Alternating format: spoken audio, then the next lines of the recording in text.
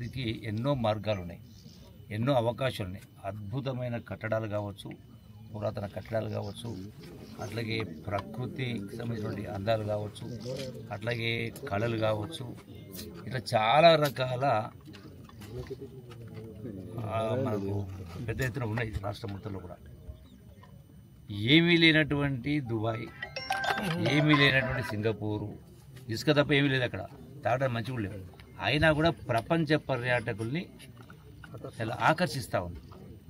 మరి ఇన్ని ఉన్నటువంటి, ఇంకో వైపున అటవీ సంపద, ఇన్ని ఉన్నటువంటి మన రాష్ట్రంలో, ఈవెన్ మన దేశంలో పోల్చుకుంటే కూడా చాలా, అసలు 1% కూడా మనం అట్రాక్ట్ చేయలేకపోతున్నాం. అందుకనే ఈనాడు ఏదైతే కాంగ్రెస్ ప్రభుత్వం రేవంత్ రెడ్డి గారి నాయకత్వం రావడం జరిగిందో, ఈ యొక్క టూరిజంను పెద్ద ఎత్తున అభివృద్ధి చేయడం కోసం మనకు నిధులు కూడా గడగడ కొంత పెంచడం జరిగింది. ఇంకా చాలా చేయాల్సిన అవసరం ఉంది.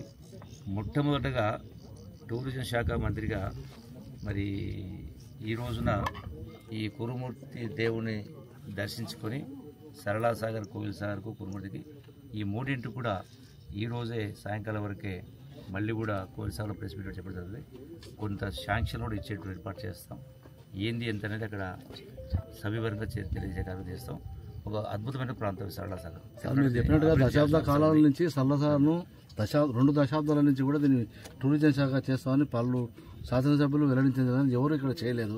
ఇప్పుడు పరిస్థితి ఏంటంటే తప్పనిసరిగా దీన్ని ప్రాచుర్యంలోకి తేవడం కోసం దీనికి కొన్ని కొత్త నిర్మాణాలు కావచ్చు, అట్లాగే కొంత గ్రీనరీ కావచ్చు, వసతులు కావచ్చు, ఇవన్నీ కూడా ఏర్పడడం కోసం ఏంది అవసరం ఉందో మా అధికారులతో కూడా చర్చించి ఈరోజు దానిపైన డెఫినెట్గా కొంత శాంక్షన్ ఇచ్చే కార్యక్రమం చేసి ముందుకు తీసుకుపోయే కార్యక్రమం చేస్తాం. టూరిజం శాఖ కానీ ఈ సంపద అనేది అతి అరుదుగా నిర్మించబడింది మన ఇండియాలోనే.